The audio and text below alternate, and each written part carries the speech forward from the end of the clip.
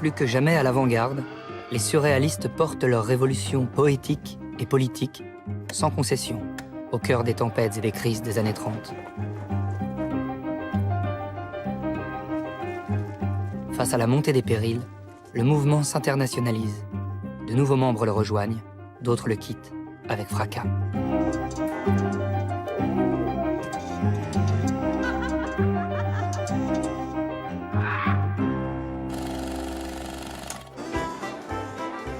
Durant les années 20, une vague d'euphorie et de liberté déferle sur la France.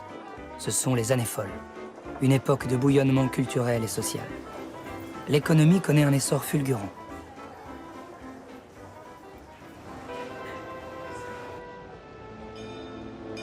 Mais cette prospérité est brutalement interrompue en 1929 par une crise économique mondiale sans précédent. Le surréalisme traverse lui aussi une crise qui remet en cause son existence même.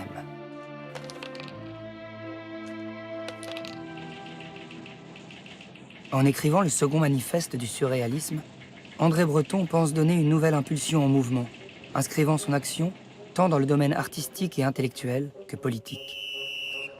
La condamnation de tous ceux qui s'écarteraient de la nouvelle ligne fixée aux surréalistes risquait d'avoir un effet dévastateur sur le groupe. Les amis d'hier, Soupeau, Artaud, Masson, Prévert, Desnos, n'entendent pas monnayer leur indépendance. Ils rejettent catégoriquement la tutelle du Parti communiste que le second manifeste veut leur imposer.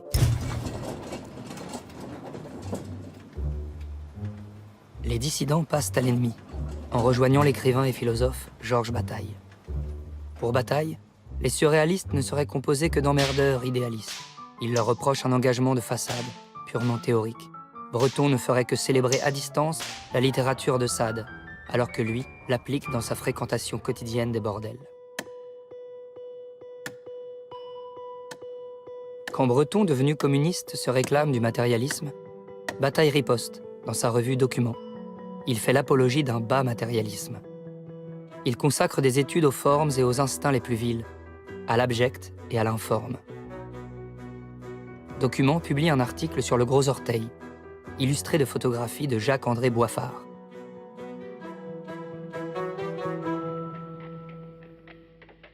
Bataille reproduit aussi les photographies d'Élie Lothar, réalisées aux abattoirs de la Villette, qu'il présente comme les vestiges de rites sacrificiels que se refusent à voir les sociétés modernes.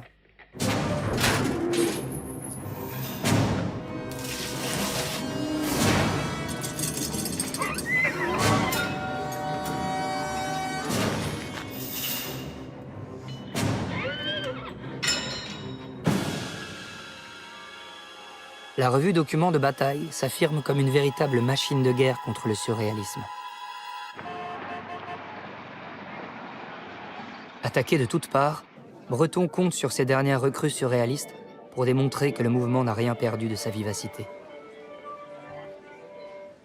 L'Âge d'or, le deuxième film de Buñuel et Dali, applique littéralement l'intransigeance du second manifeste et son appel à une révolte absolue. Les auteurs déclarent leur film comme irrécupérable.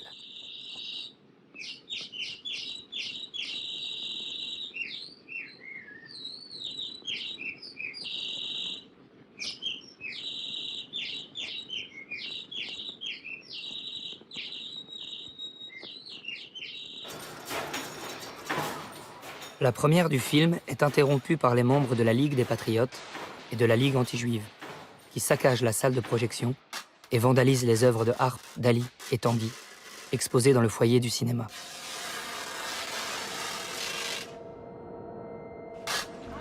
Je revois encore, c'était le matin du 4 décembre 1930. Le studio 28 où passait l'Âge d'or. Dans l'état où les manifestants de la veille au soir l'avaient laissé, l'écran souillé de taches d'encre, les fauteuils rageusement brisés, les tableaux surréalistes un à un lacérés à coups de couteau. On pouvait mesurer là la profondeur d'abîme qui nous séparait des bien-pensants ou prétendus tels. Érotique, anticlérical, révolutionnaire, l'Âge d'or vaut à son mécène, le comte de Noailles, d'être exclu du très huppé Jockey Club.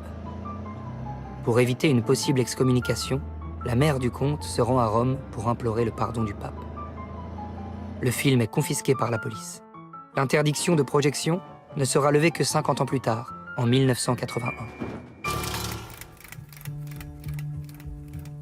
En tant que producteur, Charles de Noailles récupère le négatif du film. Il peut ainsi faire circuler l'âge d'or à l'étranger.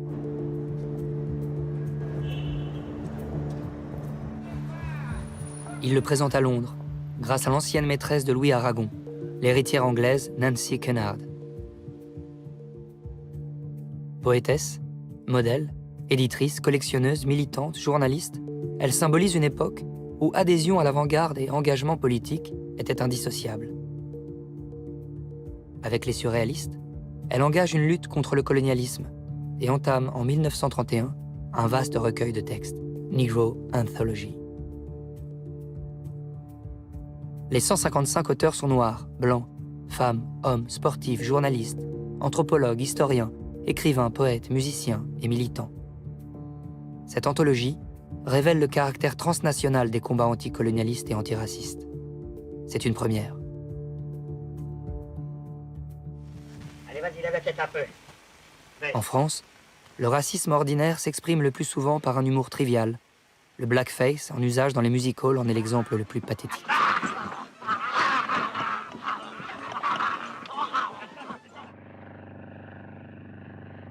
Ce racisme ordinaire peut aussi prendre la forme de l'exposition coloniale, qui devient le grand événement parisien de l'année.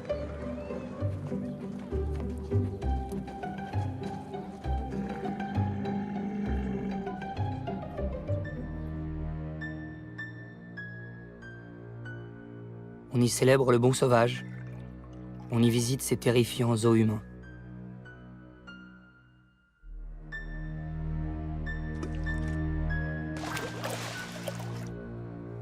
Les chefs indigènes de l'Afrique occidentale française, venus à Paris à l'occasion de l'exposition coloniale, sont reçus à l'Élysée par le président de la République, Paul Doumer.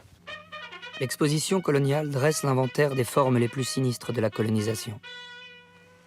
Fidèles à leur engagement contre la guerre du Rif, les surréalistes s'insurgent et publient un tract.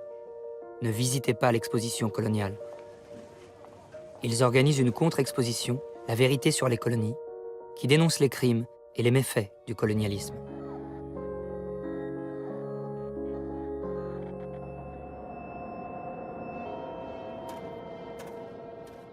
L'engagement politique du surréalisme, chaque jour plus radical, le conduit à remettre en cause la notion même d'œuvre d'art.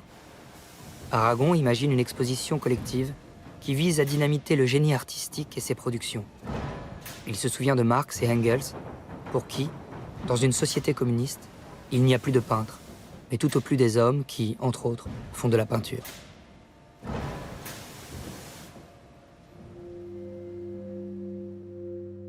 L'exposition de collage qu'il organise en exalte la pauvreté et l'anonymat. Elle démystifie l'artiste et l'œuvre d'art. Le collage met en question la personnalité, le talent, la propriété artistique et toutes sortes d'autres idées qui chauffaient sans méfiance leurs pieds tranquilles dans les cervelles crétinisées.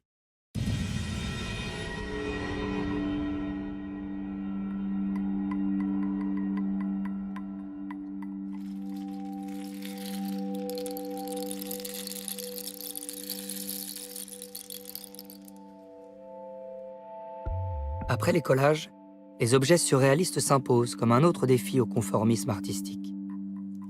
Premier de ces objets, la boule suspendue, du peintre et sculpteur suisse Alberto Giacometti. Entre objets pour enfants et produits artisanal, la boule suspendue est pour Dali le prototype des objets à fonctionnement symbolique. La boule suspendue ne laisse nulle chance aux préoccupations formelles. Elle ne dépend que de l'imagination amoureuse de chacun.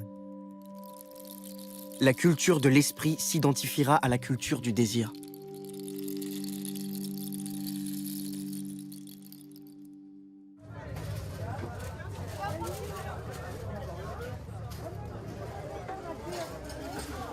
S'il peut être fabriqué, l'objet surréaliste peut aussi être trouvé, au marché aux puces par exemple, comme la visière du casque de métal de Giacometti et la cuillère aux manches ornée d'un petit soulier de Breton.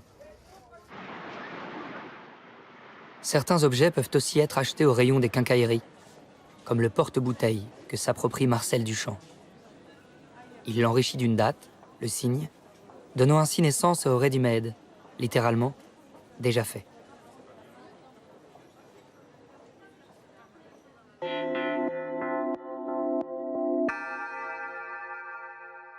À la galerie Charles Raton, l'exposition surréaliste d'objets en dresse l'inventaire.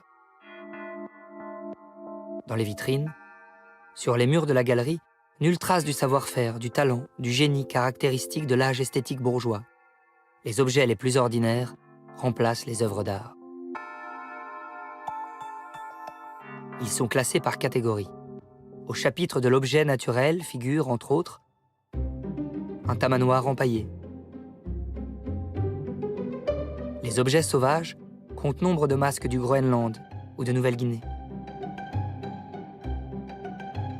Parmi les objets créés par les surréalistes, le déjeuner en fourrure de la nouvelle artiste suisse Meret Oppenheim.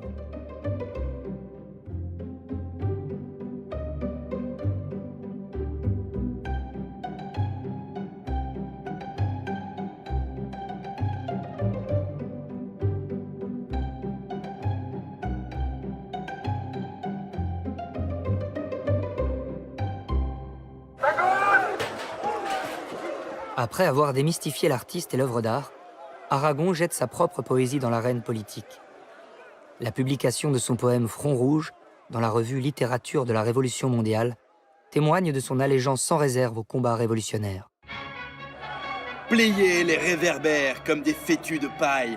Faites valser les kiosques, les bancs, les fontaines Wallace. Descendez les flics. Plus loin vers l'ouest, où ils dorment les enfants riches et les putains de première classe. Dépasse la Madeleine, prolétariat.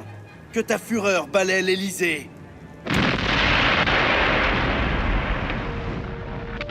Son poème vaut à Aragon une inculpation pour provocation en meurtre dans un but de propagande anarchiste. Pour lui apporter leur soutien, les surréalistes publient un tract des plus ambigus, Misère de la poésie, qui invoque l'irresponsabilité de l'artiste et en appelle à l'immunité absolue dont doit jouir le poète. Quelles que fussent les réserves que je pouvais faire aussi bien sur l'esprit que sur la forme de ce poème, il fallait à tout prix soustraire Aragon aux poursuites et pour cela provoquer un mouvement d'opinion en sa faveur.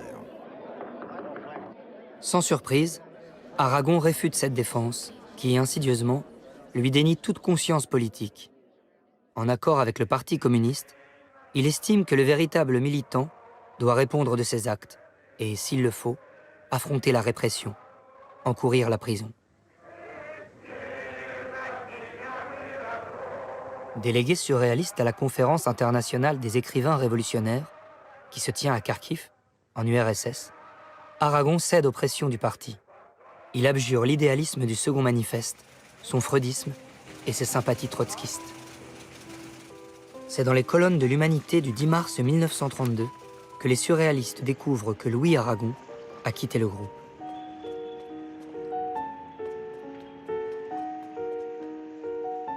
Après l'exclusion de Soupeau, 3 ans plus tôt, la défection d'Aragon ébranle fortement Breton, qui reste le dernier des membres fondateurs du surréalisme. Il devient le seul garant de l'esprit du mouvement.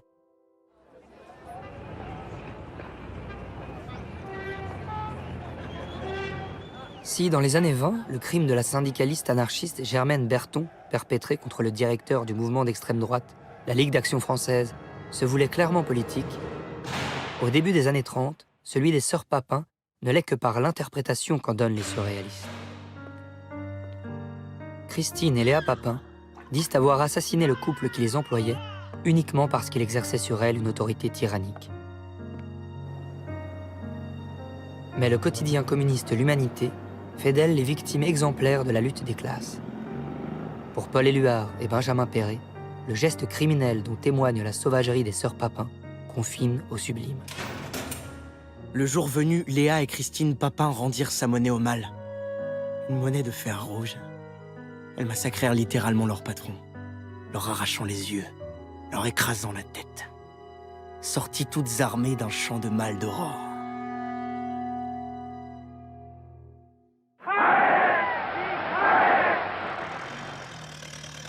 Les élections allemandes de 1933 portent Hitler au pouvoir.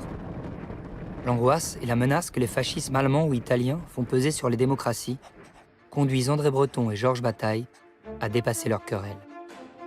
Ils se retrouvent pour fonder la revue surréaliste Minotaure, dont l'emblème, mi-bestial, mi-humain, sacrificiel et violent, est à l'image d'une époque en proie à toutes les cruautés.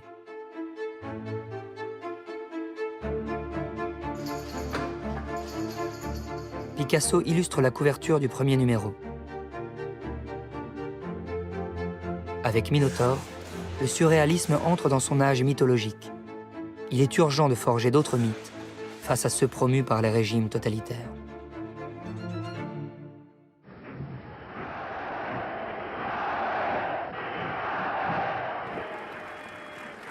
L'extension du fascisme en Europe et l'activisme des ligues d'extrême droite en France conduisent Breton et Bataille à créer en 1934 Contre-Attaque, une union des intellectuels antifascistes. Parmi d'autres, les rejoignent Claude Cahun, André Boiffard et Yves Tanguy.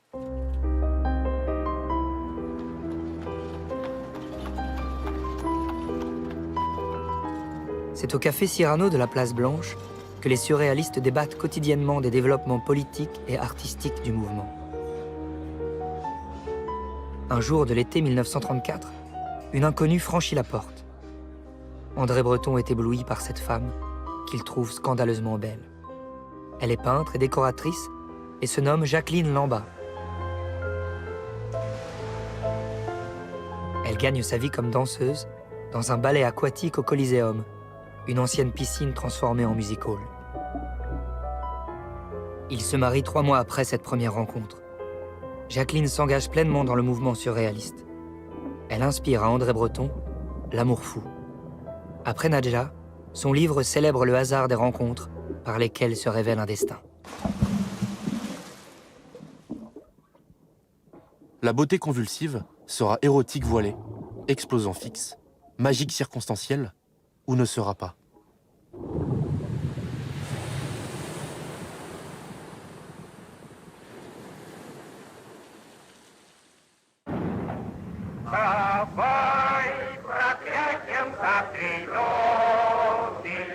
Alors que la plupart des antifascistes négligent la menace totalitaire soviétique, les surréalistes alertent sur les grands procès de Moscou des années 30 qui éliminent toute opposition à Staline.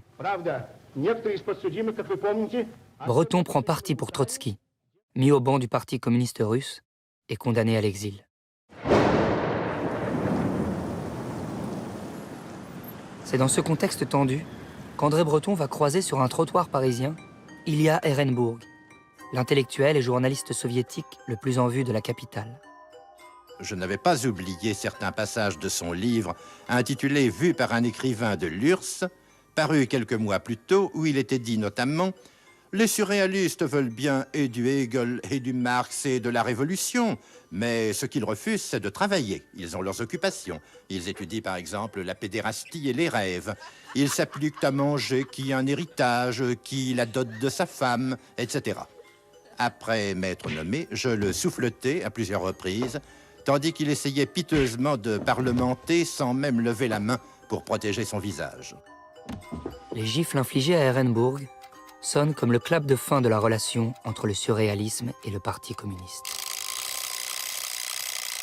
« 18 juin 1936. Dans la péninsule ibérique, éclate un soulèvement militaire d'une ampleur considérable. Et tout de suite, la lutte prend un caractère acharné. »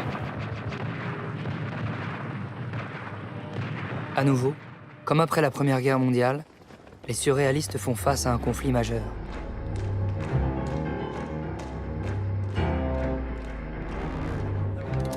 Lorsqu'en 1936, la République espagnole est victime du coup d'État franquiste déclenchant la guerre civile, le poète Benjamin Péret intègre la colonne d'Urruti, qui rassemble les combattants anarchistes.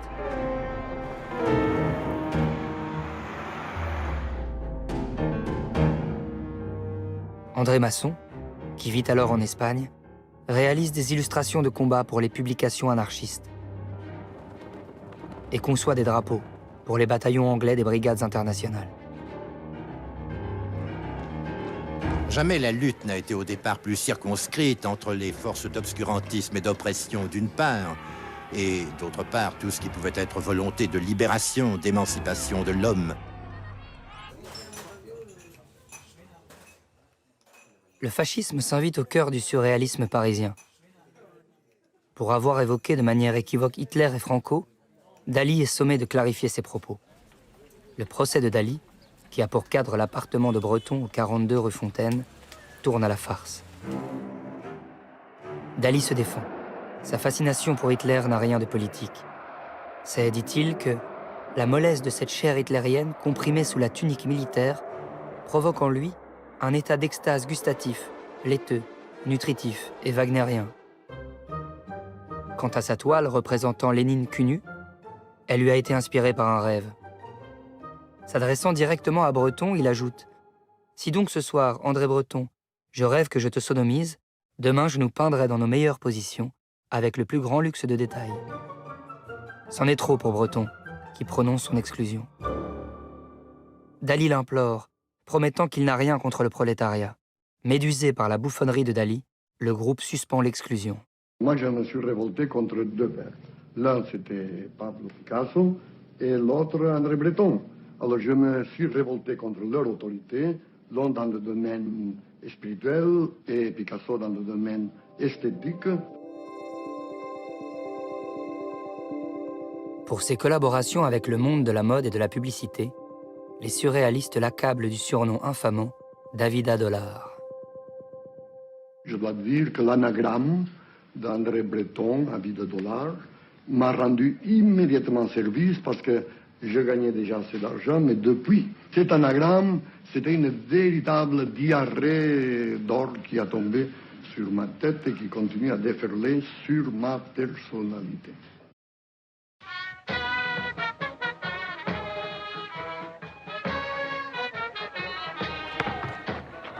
Dans la France du Front populaire, si le surréalisme peine à contribuer à l'éducation populaire chère au gouvernement Blum, le mouvement entend tout de même renforcer son ancrage à gauche et son engagement internationaliste. André Breton et sa femme Jacqueline se rendent au Mexique en 1938, où l'ancien bolchevique Léon Trotsky, chassé d'Union soviétique par Staline, a trouvé refuge.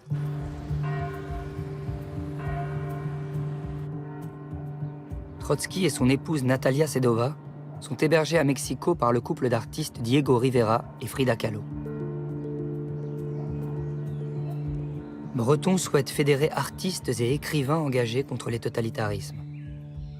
Avec Trotsky, il crée la Fédération internationale des artistes et écrivains révolutionnaires et rédige le manifeste pour un art révolutionnaire indépendant. La Révolution est tenue d'ériger un régime socialiste de plan centralisé. La création intellectuelle doit dès le début établir et assurer un régime anarchiste de liberté individuelle. Aucune autorité, aucune contrainte, pas la moindre trace de commandement. Ce que nous voulons, l'indépendance de l'art pour la Révolution. La Révolution pour la libération définitive de l'art. À Paris, l'exposition surréaliste de 1938 s'inscrit dans cette volonté de fédérer l'international artistique. Une exposition internationale du surréalisme, voilà un événement bien parisien. Dans ce Capharnaüm, à côté de toiles qui, par exemple, ont pour titre « Ombrelle sur une route boueuse » ou bien encore « Lampe qui file avec bruit de rapière », on peut voir des mannequins conçus, disons, avec une personnalité débordante et avec un souci médiocre des règles de l'esthétisme. Les supposées règles de l'esthétisme sont de fait bafouées par l'exposition, qui prend la forme d'un décor inquiétant. Elle est arbitrée et conçue par Marcel Duchamp, qui décide de placer les œuvres dans l'obscurité. Une obscurité seulement contredite par les éclairages des lampes de poche que Man Ray, promu maître des Lumières, fait distribuer aux visiteurs de l'exposition.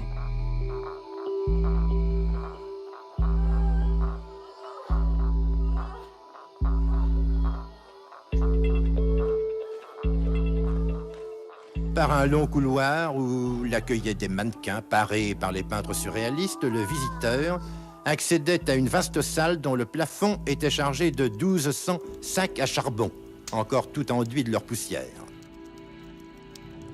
Au centre de cette salle brûlait un brasero. Dali, rappelé comme conseiller spécial, installe dans la cour d'entrée de la galerie son taxi pluvieux, une Cadillac conduite par un mannequin à tête de requin. Dans l'habitacle, bavent avec allégresse des centaines d'escargots de Bourgogne. Dans l'exposition, sont diffusés par un haut-parleur le son des pas de loi de l'armée allemande et les rires hystériques enregistrés dans un asile psychiatrique. Responsable des eaux et broussailles de l'exposition, le peintre autrichien Wolfgang Paalen a accumulé des plantes installées sur différents niveaux et créé un étang autour d'elles, le tout recouvert d'un épais tapis de feuilles mortes. Le soir du vernissage, la danseuse Hélène Vanel se contorsionne debout sur un lit, simulant des symptômes de l'hystérie.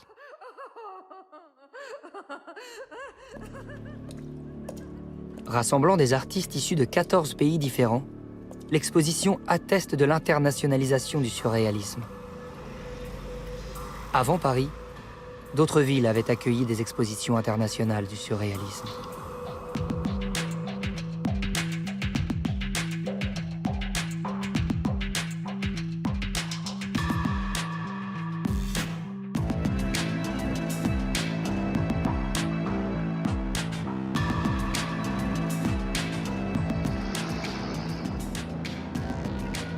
À l'image de l'internationale communiste, le surréalisme se dote lui aussi d'une dimension planétaire. En témoigne la traduction de ses textes fondateurs et la constitution de groupes surréalistes de Londres à Tokyo.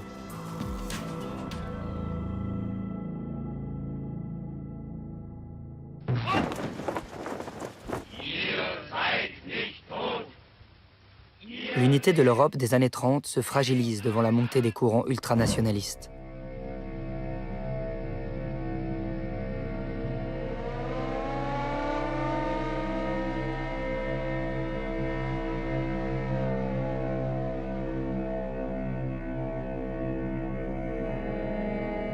Les œuvres des artistes surréalistes prophétisent les dangers imminents d'un conflit mondial, à l'instar du bombardement de Guernica, peint par Picasso en 1937.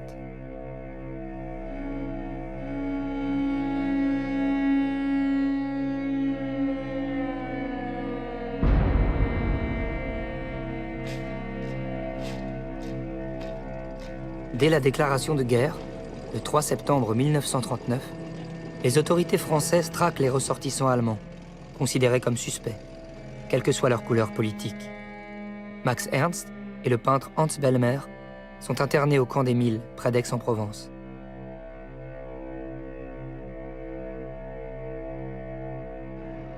Victime collatérale du pacte germano-soviétique, Benjamin Perret est incarcéré à Rennes pour ses sympathies communistes.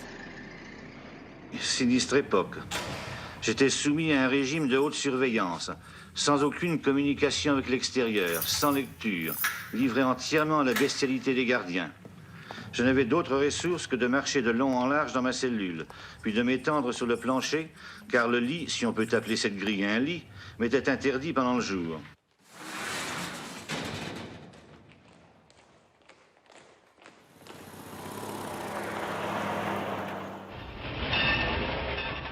Dès la défaite des Français en juin 1940, les Allemands occupent la France. Pour échapper aux répressions nazies, les surréalistes fuient la zone occupée et se retrouvent bientôt à Marseille, en attente du visa qui leur permettra de quitter l'Europe. Autour de Breton se rassemblent Marcel Duchamp, le poète René Char, les peintres Victor Bronner, Wilfredo Lam et André Masson.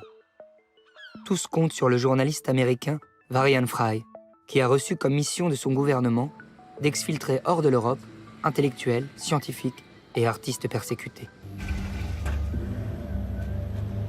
Perret, qui a échappé à ses geôliers contre le versement d'un bakchich, rejoint le groupe à Marseille. C'était bien alors la ville la plus irrespirable qu'on pût imaginer. Toutes sortes de polices y faisaient régner la terreur, à telle enseigne que j'y étais arrêté jusqu'à 3 fois dans la même journée. La vie était si intolérable à Marseille, où ne pouvaient manger que les trafiquants et les riches, que je saisis au vol l'occasion qui m'était offerte, à cause de ma participation à la Révolution espagnole, de partir au Mexique. Je quittais Marseille en octobre 1941 pour Casablanca, où j'embarquais un mois plus tard sur le paquebot portugais Serpa Pinto. En attendant de pouvoir atteindre les Amériques, à Marseille, dans la villa Herbel, aussitôt rebaptisée Espervisa, les surréalistes trompent l'ennui en organisant jeux et recherches collectives qui conduisent à la création de lames de tarot. Chacun conçoit une carte.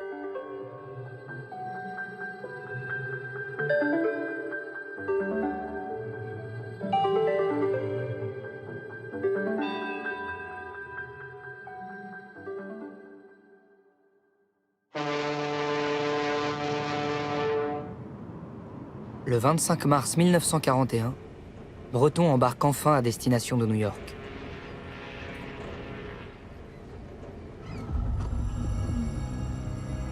Restés en France, Louis Aragon, René Char et Paul Éluard rejoignent la résistance.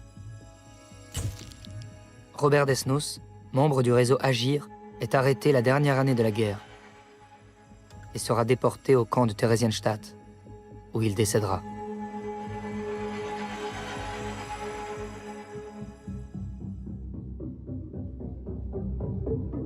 Sous l'occupation, le groupe clandestin La Main à Plume, constitué de proches de Breton dont font partie Éluard et Picasso, entretiennent la flamme du surréalisme et poursuivent les recherches collectives.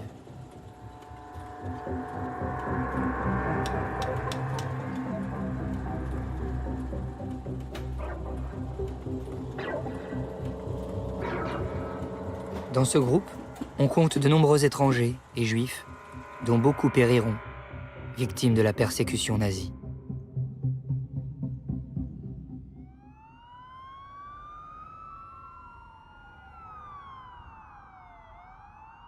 À New York, André Breton continue l'activité surréaliste. Il fonde la revue Triple V. Max Ernst, Marcel Duchamp, le peintre chilien Roberto Matta en conçoivent les couvertures. Breton et Duchamp organisent une exposition, First Papers of Surrealism. Le titre parodie le nom du document requis pour chaque nouvel immigrant désirant s'installer aux États-Unis. Mais le véritable thème de l'exposition tient à son sous-titre, de la survivance de certains mythes et quelques autres mythes en croissance ou en formation. Le sujet de l'exposition est bien la recherche d'une mythologie nouvelle. Dans le chapitre du catalogue consacré au mythe de l'homme nouveau, sont confrontés un portrait du philosophe Friedrich Nietzsche et une image de Superman. Un dialogue entre haute culture et culture populaire qu'a toujours revendiqué le surréalisme. Si l'obscurité entravait la vision des œuvres de l'exposition de 1938, cette fois, c'est un réseau de plusieurs kilomètres de fils qui empêche l'accès aux œuvres.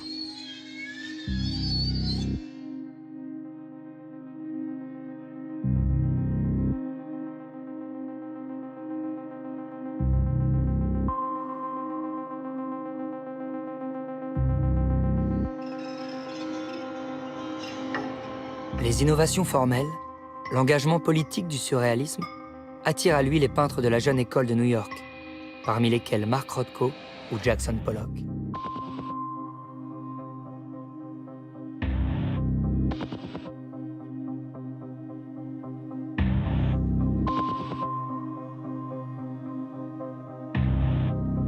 Leur expressionnisme abstrait est inspiré des tableaux de sable d'André Masson et des toiles réalisées au sol par Roberto Matta.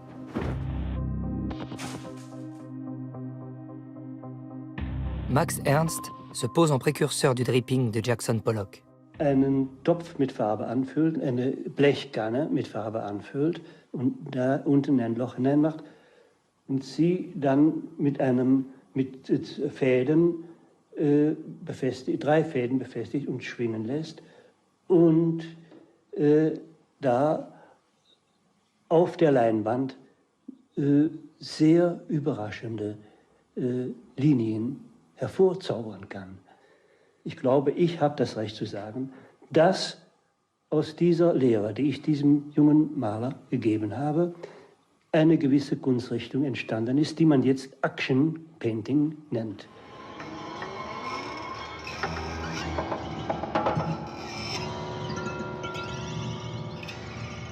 À New York, Breton traverse une mauvaise passe. Sa femme, Jacqueline Lamba, s'éprend du sculpteur surréaliste américain David Hare. Elle quitte Breton, le laissant dans un profond désespoir. L'année suivante, en 1943, l'amour fou à nouveau le surprend. Il rencontre l'artiste chilienne Elisa Bindorf Claro, qui devient sa troisième épouse.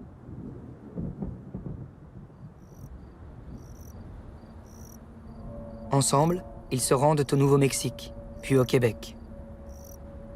La rencontre avec les Indiens Hopi et Zuni du Nouveau-Mexique, l'immensité sauvage des grands espaces de la Gaspésie, nourrissent l'écriture d'Arcane 17, long poème par lequel Breton renoue avec le grand naturalisme, le panthéisme des romantiques allemands. Ce titre se réfère directement à la signification traditionnelle de la lame de tarot qui s'intitule l'étoile. C'est l'emblème de l'espérance et de la résurrection. C'est en Gaspésie que Breton apprend une nouvelle longtemps espérée. La nouvelle de la libération de Paris matin au Canada, devant la mer. Les sentiments qu'elle m'inspire font l'objet des premières pages du livre Arcane 17. Dans le rêve d'Elisa, cette vieille gitane qui voulait m'embrasser et que je fuyais, mais c'était l'île Bonaventure, un des plus grands sanctuaires d'oiseaux de mer qui soit au monde. « 8 mai 1945. L'Allemagne capitule. Breton rentre en France l'année suivante. Dans cette après-guerre, tous veulent oublier le surréalisme, au mieux le reléguer dans le passé. Breton découvre la philosophie alors dominante, l'existentialisme, qui séduit une nouvelle génération et anime la vie intellectuelle parisienne autour de Jean-Paul Sartre. Le Parti communiste, plus puissant que jamais, règne sur les arts et les lettres. Victor Bronner confirme cette toute-puissance. Pour vivre, il faut se soumettre ou mourir.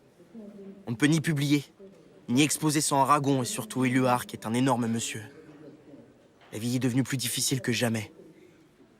Mais là où ça devient dramatique, c'est qu'ils tiennent en main tous les leviers vitaux. Ainsi, ils nous poursuivent secrètement, socialement. Nombre d'anciens surréalistes, comme Aragon, Éluard ou Tzara, ont intégré la nomenclatura du parti. Ils dénoncent à présent un surréalisme dont ils caricaturent l'idéalisme et gaussent l'ésotérisme. Breton riposte. Le seul devoir du poète, de l'artiste, est d'opposer un non irréductible à toutes les formules disciplinaires. L'ignoble mot d'engagement qui a pris cours depuis la guerre sur une servitude dont la poésie et l'art ont horreur.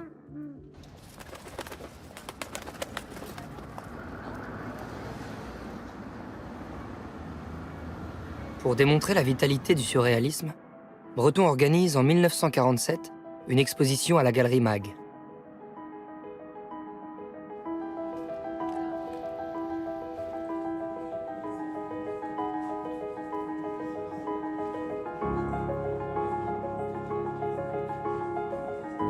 Donnant forme au mythe nouveau que poursuit le surréalisme, l'artiste roumain Jacques Herold façonne le Grand Transparent, première figure mythologique inventée par le surréalisme à la fin des années 30.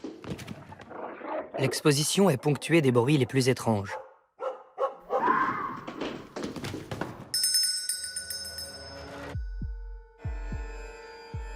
Elle regroupe 80 artistes originaires de 24 pays et connaît un large succès populaire, accueillant plus de 40 000 visiteurs. La presse, elle, se montre plus réservée. Le journal Combat en fait une critique acerbe. C'est quelque chose qui n'a de nom dans aucun langage, qui ressemble tout à la fois au musée Tussaud de Londres et à la fête de Neuilly, à un caravansérail au musée Grévin, à une attraction du défunt Luna Park et au cabaret du néant et de l'enfer, à un asile, au laboratoire du docteur Cagliari. Répondant à ces volets de bois vert, Breton déclare « C'est merveilleux d'être encore à ce point méprisé à notre âge. » Aux nombreux fossoyeurs du surréalisme, il réplique. N'en déplaise à ceux qui, comme vous savez, enterrent le surréalisme 2 ou 3 fois l'an depuis un quart de siècle, laissez-moi répéter que le principe de son énergie est intact. André Breton retrouve ses déambulations dans les rues de Paris. Près de la place de Clichy, il est attiré par une main gantée qui dépose un bouquet de violettes au pied de la statue du philosophe Charles Fourier. Après Marx et Trotsky, Breton en appelle aux penseurs du socialisme utopique du XIXe siècle. En 1947, Breton publie une ode à la mémoire de Charles Fourier, prophète d'une société égalitaire, soumise aux seules lois du désir.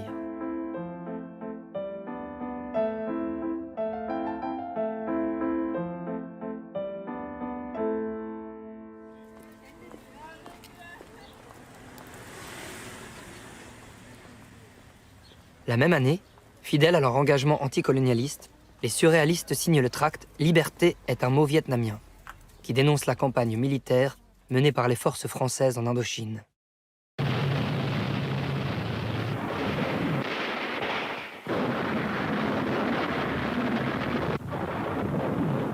Comme à chaque moment de son histoire, le surréalisme cherche quelle traduction poétique donner à son engagement politique. Il reste soucieux de promouvoir une création qui réfute la fétichisation marchande de l'art et ses définitions académiques.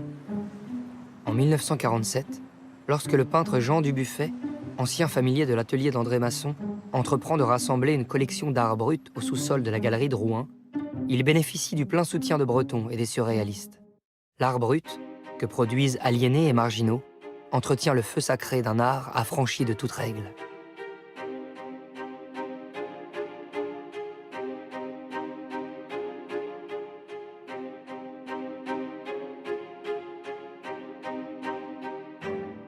Ces productions, qui portent les traces incandescentes d'une création originelle et spontanée, ont cessé de répondre aux principes fondateurs du surréalisme. Si l'inauguration d'un foyer de l'art brut redonne une actualité au surréalisme d'après-guerre, la peinture abstraite, alors dominante, témoigne dans sa forme gestuelle ou lyrique d'une actualisation de l'automatisme de la première peinture surréaliste. Celle de Jean de Gotex, Simon Entaille et Judith Riegel peut à la fois être d'avant-garde et authentiquement surréaliste.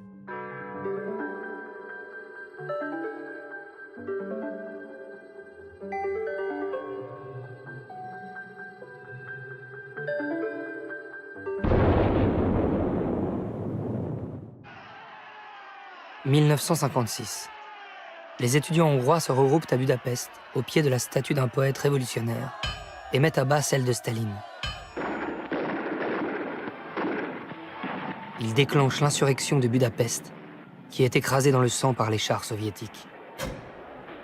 Cette répression impitoyable ébranle les convictions de nombreux communistes de l'Ouest.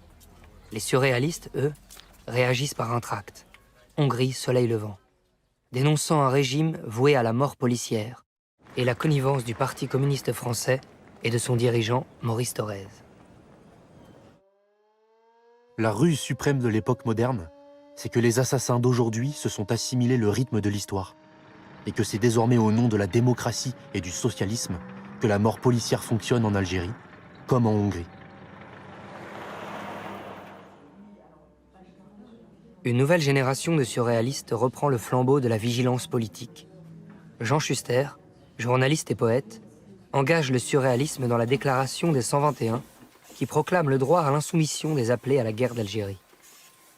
Nous respectons et jugeons justifié le refus de prendre les armes contre le peuple algérien. Nous respectons et jugeons justifié la conduite des Français qui estiment de leur devoir d'apporter aide et protection aux Algériens opprimés au nom du peuple français. Un autre tract du groupe dénonce le programme nucléaire militaire français, tout juste officialisé par le général de Gaulle revenu au pouvoir. Ce nouvel usage de la science, au service de la destruction, indigne les surréalistes. Il déclare « Démasquer les physiciens, vider les laboratoires ».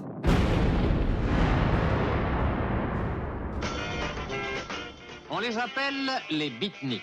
Ils étaient 200 à participer au débat de cette jam session poétique. 200 de tout âge et de tout poil à vouloir lancer un message au lieu de regarder passer le temps comme ils se contentent de le faire. Déjà, au début des années 50, la Beat Generation a repris à son compte la révolte libertaire surréaliste. Fustigeant le matérialisme de la société d'après-guerre, beatniks et hippies à leur tour, appellent aux sagesses de l'Orient, remettent en cause les normes morales, prônent une sexualité libre, une relation réinventée avec la nature. Alors que la société française étouffe sous une vague de puritanisme, le galeriste Daniel Cordier, ancien secrétaire de Jean Moulin, accueille dans sa galerie située à 2 pas du palais de l'Élysée l'exposition Eros en décembre 1959. Accueillis par les effluves d'un parfum aux notes sexuelles et la diffusion de soupirs amoureux, les visiteurs sont invités à pénétrer dans une grotte recouverte de velours rose. La scénographie audacieuse, orchestrée par Duchamp, suscite l'engouement du public. Le sol de la galerie est recouvert d'une épaisse couche de sable.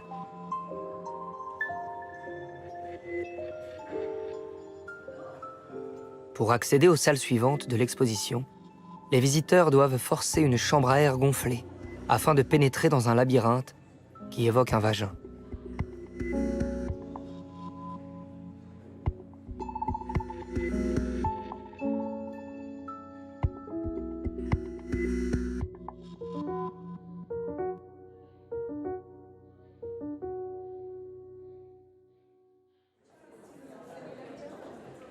Le jour du vernissage, dans la dernière salle, les visiteurs sont confrontés à un festin cannibale conçu par Meret Oppenheim. 6 convives dévorent allègrement des fruits de mer posés sur le corps entièrement nu d'une femme. Ce happening mémorable prouve plus que jamais la radicalité et la vigueur du surréalisme, célébré enfin comme un mouvement artistique majeur du XXe siècle.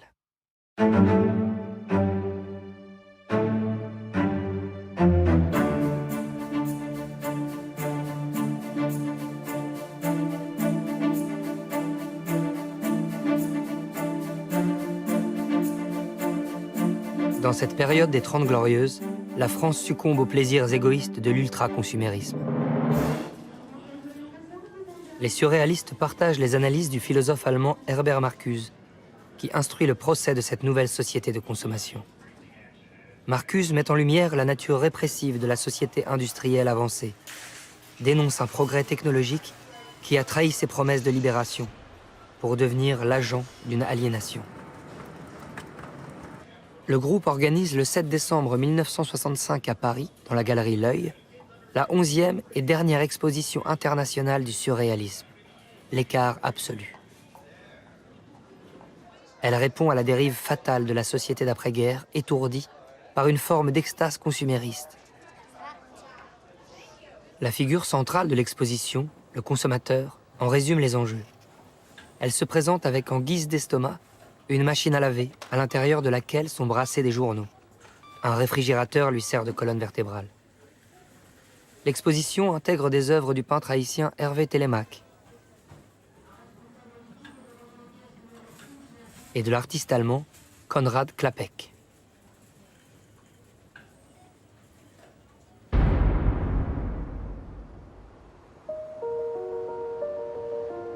Le dernier projet éditorial d'André Breton ne verra jamais le jour. Le poète meurt le 28 septembre 1966. Son ouvrage inachevé a pour titre « Quelle chambre au bout du voyage ?» C'était l'homme peut-être le plus surréaliste dans un sens, l'homme qui faisait la loi parmi nous. Mais j'acceptais Breton dans tout ce qu'il faisait, je lui faisais confiance. Il va laisser un vide énorme.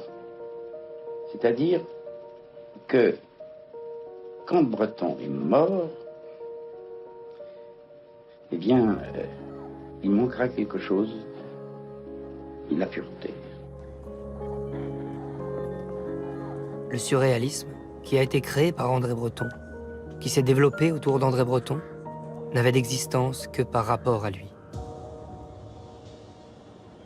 Sur sa tombe, une épitaphe par laquelle fusionnent poésie et alchimie. Je cherche l'or du temps.